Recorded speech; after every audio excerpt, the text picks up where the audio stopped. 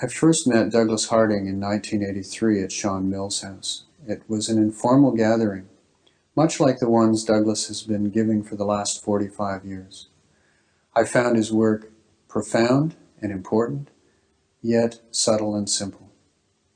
Douglas's work is really about who we really are. It's a shift in perspective, and ultimately it's about nothing or no thing. Douglas's work focuses on being aware of awareness and aware of experience of the experience. Therefore, I invite you to view this video and follow the experiments carefully as described. It's an opportunity for you to discover and to decide for yourself who you really are. Douglas Harding is talking with friends Sean Mills and Maureen Cameron.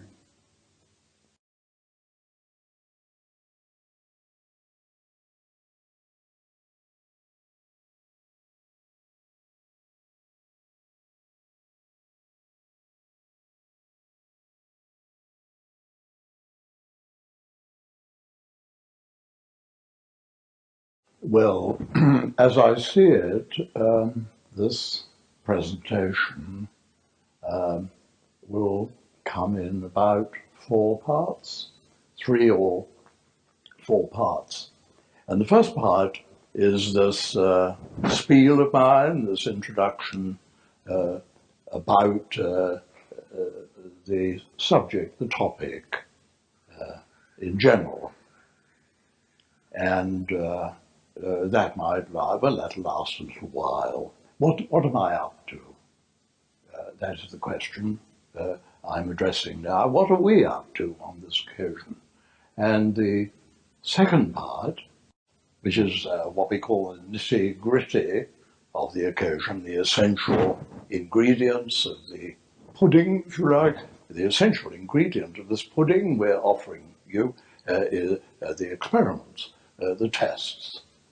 And they're far more important than this introduction, but they're what it's all about. And the thing is about these experiments that my 2 friends here and I are going to do them, and we would ask you who are viewing this film, we'd ask you simultaneously if you'll be so kind as to do them yourself. Then you will get the point of this presentation. And we really have to do the experiments to get the point. Otherwise, you're just looking at other people amusing themselves, you see, doing funny things. So the experiments are first of all to do, and they will bring out the meaning of the whole exercise. So the experiments number 2 are the nitty-gritty, the substance of what we're on about. And the third thing will be here, we shall be discussing the difficulties, any questions that occur to my friends Maureen here and to Sean. They will be putting questions, and we shall be talking about primarily, I suppose, about the experiments that we've been doing. And they will be the questions they ask, which will, I hope and imagine, reflect the questions which are in your mind too. Let's hope it works out like that. And as I see it, the 4th ingredient of this pudding, the 4th ingredient is what's the use of this? What's the practicality of it? What's it all in aid of? How do we live this that we have enjoyed, hopefully enjoyed? How do we put it into practice? Is it any good for living? So I suggest this is the agree. Would you agree, Sean and Maureen, that this is the outline of our program? We'll see how it goes, because it's pretty loose and it's not all prescripted. It's essentially spontaneous, but it must have some kind of plan, and that is the plan as I see it. Is there any way I should approach these experiments, Douglas? Well, yes, it's a very, very good question, Sean, to approach it with an open mind. That's it.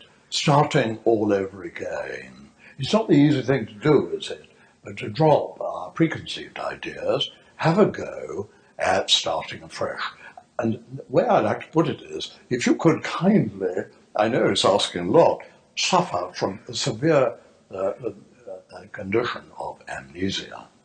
Look, just imagine you happened into this occasion, into this world at this time, from some far off constellation, and you don't know who you are, you see, and so you're looking to see what you find yourself to be. Here on Earth you've arrived, and say, what the blazes am I? You're looking to see as though you never had a look before. And I think then, Sean, that you will find, we shall all find, and I shall find, because there's always some surprises. And we are not what we had been advertised to be, and not what we were told we were. And that perhaps our problems stem from being in a kind of coma about who we really are. And we're what it's like sitting in our chair, wearing our pants, being ourselves, what we're looking out on. We're in a coma about it, and we do not have a look at that. And that's the center of our world. And if we're wrong about what is the center of our universe, why, I say, it would not be surprising if the periphery gets a bit snared up. But Douglas, do I need to do anything about coming, say, out of this coma that you're speaking about? Yes, I think what you simply have to do is pay attention, and above all, do the experiments with sincerity, and have fun doing the experiments. And when we do the experiments, light pointing or whatever it is, if our viewers will do along with us, play along with us, doing the experiments, and do them with an open mind, and be prepared for seeing things that are quite considerably differently from the way we have been told to see them. Told to see them. You see, I don't think we see what we see what we are told to see, or what it pays to see, or what is correct to see. It's all my preconceptions in a way. And it's the most difficult thing in the world, is to see what we see. We do not see what we see. We see what we're told to see. Right. And so may I introduce this? Well, we've already started this spiel together. I had in mind to mention two texts, if you like, which could set us off on our research here. And the first one is from Thomas Traherne, who was a marvelous English mystic of the 17th century, wrote a book called Centuries of Meditations, a wonderful poet and mystic, and a superb prose writer. And he said this. He was the Church of England parson, so he said it like this. He said, there are two worlds. One was made by God, and the other was made by man. And what we have to do in this life is to leave the one for the other. We leave the man's world for God's world. And what is God's world? I should say that God's world is the given world, the world is actually presented to our senses, not what we think of, dream up, cogitate, are told to believe in, but what is actually delivered to our senses, what we see, hear, smell, taste. And Traherne says that world is full of blessing. Full of blessing. And it's not just different from man's world, after man is mucked about with the world and interpreted. It's not just different, it's the exact opposite. So the text is, there are two worlds. One is made by God, is a given world, full of blessing. The other world is the world that man, it's really a system of convenient fictions. And sometimes those fictions are extremely inconvenient, so inconvenient they lead us to hell. Hell. And I think that we go to hell if we live in man's world, in total negligence of the given world, the presented world, which is indeed God's world. So my first text is Traherne, and my second text comes from a Buddhist source, namely a Chinese sage called Huang Po, or Huang Bo, some people would say. He lived, I think, in the 9th century AD in southern China, a great Zen master, or Chan master to be more correct. And he said many, very, very good things. And the one that applies now is this: the ordinary man goes by what he thinks, but the sage, the wise man, goes by what he sees.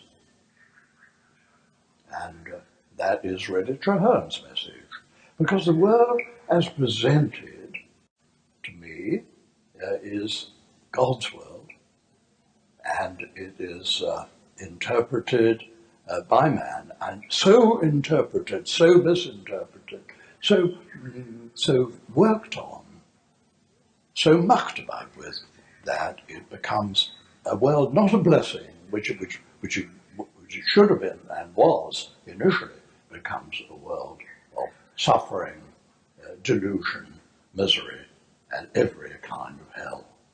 So that's our program, to investigate the two worlds and move, if we may, from one world into the other. And I say the essential thing is, don't believe a thing Douglas says. I mean that. And don't even believe a thing that Sean says or Maureen here. I think it's up to each one of us, up to you to test what we say. Don't believe it, test it. Because in man's world, the second of these two worlds, we are intimidated. We don't see what we see. We don't hear what we hear. We hear and see what it is proper to hear and see, what we are told to hear and see. So the essential thing is not to be further intimidated by old Douglas sitting here telling you what's what, but to be your own authority and have a look for yourself. And we are saying, don't believe us, test it, test it, test it. Is it true for you? I gather from what you're saying, Douglas, that we should test it with our senses rather than our thinking. Yes. The way Huang Po Yes. said. Test it by looking, by sense experience. By sense experience. Not by Right. cogitating about it. Right. Test it by the things of looking to see, just like a scientist tests a thing by looking at dials and meter rods and Right. so forth. He doesn't sit like this, like a Rodin's thinker, and cogitate. See what the facts He are. actually looks at the facts. Right. So we're concerned, in this program, we are concerned with something that's embarrassingly simple and obvious. It's foundation stuff.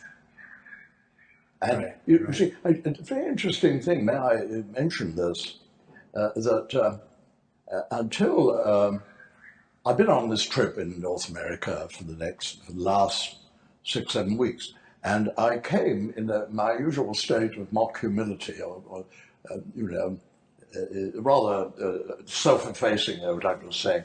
There are many, many, many ways back to who we really, really, really are, and I've got only one of them. And it's only one way, it's a way, it's not the way. Here's a modest old Douglas talking like that. Well, I think fair enough, and that is true in a way. True in a way. But I have really to go back on that and say this that we're on about here now is not optional. It's a matter of truth or falsity. It's not a way. It is the way that we're on about, the way of laying a foundation for all those wonderful religious, spiritual, intellectual, metaphysical superstructures that we build on foundation work. And what we're on about here is laying good foundations. And it's not optional whether you shall have a good foundation or not, or any foundation, or it's essential. Whatever structure is reared, you need this foundation stuff. So I don't say that this is a way and we can either opt in or out of it. I say this is essential. And I give just one example, if I may, which is before me now. I have Sean, my dear old friend, or dear young friend, well, you know what I mean. I have him here, you see. And why?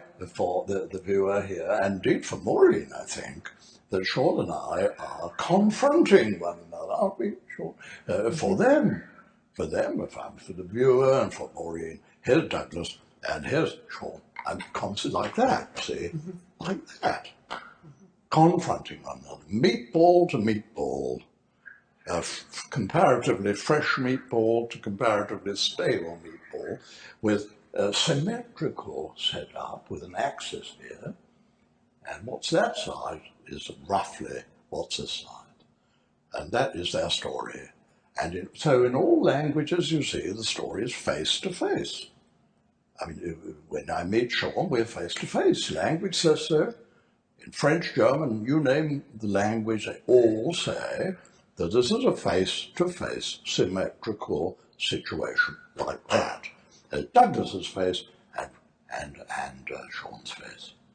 And Sean, I think we may have a different story. Do we not have a different story? Yes, I think we do, Douglas. Well, I can just tell you now that I'm Seaned. I just have Sean's face now. Absolutely, I know how the light. Sean, there's a reflection on your top knot. It's rather decorative, you see. It's a kind of slightly mirror effect up there, which I think the viewer may be also enjoying. You know, and I can see how the shadows fall. And, are you seized of all that? Do you have that? No, you don't have it. No. You can't find that? No, of course you can't. Of course you can't. I can't. But I can tell you all about it. I can spend a month of Sundays describing this rugged, it's charming terrain here, Sean terrain. I can describe it because I have it. I have Sean's face now. And the only face I have, if I leave out Maureen, who's a little bit on one side, my face at this moment is Sean's face. And I am, well, I just stop here. I stop here, and I've nothing above here, Sean, to keep you out with. And I'm open and busted, wide open here for you. Not because I'm a nice old Douglas, not because I'm loving or special. I'm just telling it like it is. And in God's world, I suggest that, or at least I have never been face to face with anyone. Never. It's always been face to space. And I'm built open here, not because I'm a nice chap, but because that's the way it is. And in man's world, which leads to hell in the end, the trouble story is confrontation, like that. So Douglas, you're saying I'm sitting here and I'm seeing Sean and I'm seeing Douglas. So clearly you're talking about an experience from your side that's very different than me over here, seeing the two faces, because I could say to you, what are you speaking of? Because you're saying that you have Sean's face, but clearly I can see Douglas's face from over here. From your point of view, the situation is symmetrical. Now, I've told Sean that I have his face. I think he's going to tell me that he's the one that has the white beard now. Yes, indeed. I have a big white beard. And Sean is kind of wearing the white beard now. Yes. And you know how white it is, how tangled it is, how hairy. All the details of it. You're the one that's in receipt of that. That's bad right. luck. That's right. Bad luck. It puts about 50 years on it. But it's bad luck, but still, there it is. No, that's... And Sean, we are trading faces, are we not? Yes. And I think from the viewer, I thought we we're don't trading have Sean's faces. here. But if I just attend now to our viewer here, I mean, what does the viewer experience? I mean, are we, you and I, are we face to face? Or is it on present evidence, without thinking about it, face to space? Face here, space there. Have you anything where you are to keep Douglas out with? Have you a speck to keep him out with? Now, I say, in God's world, in the real world, we are built to give love a chance. And I don't say that immediately, seeing that I'm trading faces with Sean, I'm desperately, overflowing with love for Sean. I don't say I'm not, but it's not necessarily the case. But I have set it up truthfully, set up a situation of truthfulness in which love has a chance. So I say immediately we can see one of the major differences between God's world, in which you never confronted anyone, in which love is really, given room to flourish. It's set up for love. It's a world in which love is basic, really, and it's based on what I call non-confrontation, on asymmetry, like that. So we are trading faces. And what's more, if I may go on about that, you see, this is something so profound that in a real sense, we give our lives, in God's world, the real world, we give our lives to one another. We really do. Because when I come home and look at what's here, there's nothing left here. It's all gone. And Douglas is, nothing is more summary than decapitation, losing your head. And Douglas chopped, gone for the chop here. It's all gone. I have given way totally down to the last particle and quark. I have disappeared in favour of my dear friend Sean. I've given my life up as Douglas, and I'm resurrected now as my dear friend Sean, and now as my dear friend Maureen. And what a beautiful setup this is, isn't it? In God's world, we are built for loving. And I don't say that immediately we all break out falling in love with one another in a very kind of passionate way. But what I mean is that we are giving love every opportunity to flourish. It really is being busted wide open. Busted? Yeah. We are busted wide open. And we disappear in each other's favour in God's world. But in man's world, because what happens in man's world is we are told we're face to face. I'm told we're face to face. When I meet Sean, Douglas and Sean are face to face like that. So what I do is hallucinate to order. I hallucinate a thing here for keeping him out with. Now that's mad. That's crazy. And I must say, so man's world is a kind of organized craziness. It's our organized madness. It is mad. And madness leads to hell, every kind of misery. And it makes love it makes enormous obstructions in the way of love. So I say the truth is the exact opposite in man's world from what it is in God's world. I've just taken an instance, but in our experiments and what we've been going on about, we take many other instances, or some other instances, of the difference between the two worlds. And of course the joke is we're all living in God's world. We don't really move from man's world to God's world. We're all living from the truth, aren't we? I mean, we're all living from this. We just deny it. We're in a coma. We need to see the facts about it, right? We need to see the fact. Yes, that's right. We're all, everyone, I mean, the viewer, Sean, Maureen, Doug, everyone is doing it right. The only thing is we've gone into a coma. Or a story. It's like we believe the story We about thought it. on something else. Yes, with a great big calm. And what is the calm, Maureen? What is the calm but this? I am what I look like. Now, I am here what I look like. Over there, 4 feet away, 4 feet away from you. I mean, that's a big con. I'm not what I look like. Here, I'm not what I look like to you.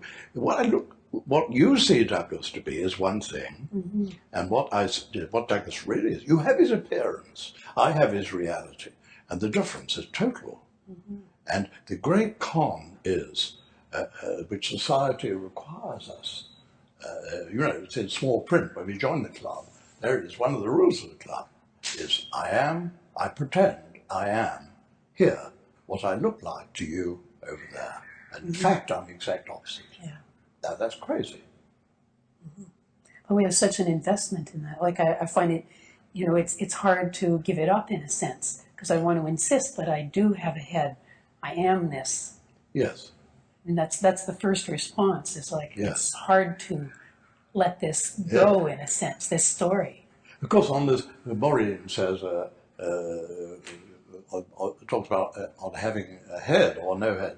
Of course, a bit of a misunderstanding for which I'm afraid I'm slightly responsible by writing a book called On Having No Head. If I'd been really prepared to have a longer and more truthful title, and less misleading, I would have said On Having Millions and Millions of Heads. Because I have millions and millions of heads. The only thing is I don't have one head. See, I've got heads in every spoon, in every mirror, in every person around, the dog and the cat. They're all, you know, when they look here, they get Douglas's head, don't they? I mean, I have millions of heads. I don't have it here. That's the point. Right. I have it in the mirror. It's about having it where it really presents itself, where the facts are, right? So we're all clear about having a head. We know what a head is and so on. We've absolutely got it wrong about where it is. The whole question, the big word is where. Where do I keep that dancing? Where do I keep Douglas's head? I keep it there in the mirror. And this is rather important, because you see, that thing I see in the mirror, Douglas's head, is now 83 years. It's been dying for 83 years. I mean, how long is its shelf life now after 83 years? And I mean, come on. If I'm that, I've had it, you see, but it's there. Now, we can't do this exactly in the studio now, but it's up to all of us, our viewer and all of us, when we look in the mirror, to see where we keep our head, and then if we bring it on, you see, like this, say, well, it's got to be here, it really is here. It's not there. And we put it on, we find we can't do it. It disappears. And thank God, because it's death. It's a death's head. It's my death certificate, isn't it? And try and put that on here. It's kind of suicide. But thank God, death is death. At a distance. At a distance. And when I put this nearer and nearer and nearer, why, I just can't put it on. I just can't put it on. And so St. Paul, you know, dear old Paul, put a question. He said, O death, where is thy sting? O grave, where is thy victory? Now we can answer, dear Paul, but we would say, well, the sting of death is about half an inch away, which is quite far enough, so it doesn't sting me. So that's our kind of our program. But we shall be addressing not only the different ways of seeing the difference between these two worlds and enjoying the difference and moving from one to the other, but we shall be talking about how we keep it up and how practical this is. And in my view, it is entirely and totally practical. And how I could survive, let alone function, without this vision of who I really am here. Busted, as you say, Maureen, busted, wide open. So I'm space for the world to happen. And how I could manage like that, I don't know. Does this make sense? I mean, this is so, all it's about is being natural. It's not about being funny old person, about doing anything very special. It's just really being what should I say, open to what's obvious. Respecting the facts. Respecting the facts. Humility before the evidence. You know, what is the basis of science? I mean, science is very impressive. What's the reason for the success of science? It's humble before the evidence, and it's always going back to what is seen. I mean, when medieval science built science, philosophy, and so on, but enormous, wonderful structures without looking to see. And of course, they looked it up. They looked it up in Aristotle or the Bible, and they never looked to see. And then Galileo came along and started dropping stones from the Leaning Tower of Pisa, and the people all reasoned that the big stone had to reach the ground before the little stone. So our purpose in doing these experiments is to Well, just our see. experiments are the Just same see. spirit. Right. Humility. Look, this is a scientific investigation. But you see, subject is not the subject of the investigation is not the subject. It's not the object, is indeed the subject. So we're applying the same standards of reference to the given and the physical that science and common sense indeed apply there. We're applying it in this direction to who we are and what we're looking out of. Humility in front of the evidence. That's good. And I say it's fun. I say it's invigorating. I say it's energizing, inspiring, and intensely practical. And moving, what it is really, is moving to the place we never left, from the world of delusion, man's world, a world of alleged convenience. And of course it's convenient. I mean, look at what it's produced. It was a kind of game, and it's produced some extraordinary results. But I'm afraid the whole thing lands in hell because it is the opposite of God's world, the given world, which is full of blessing, every way full of blessing. In God's world, love has a chance because we're busted wide open for one another.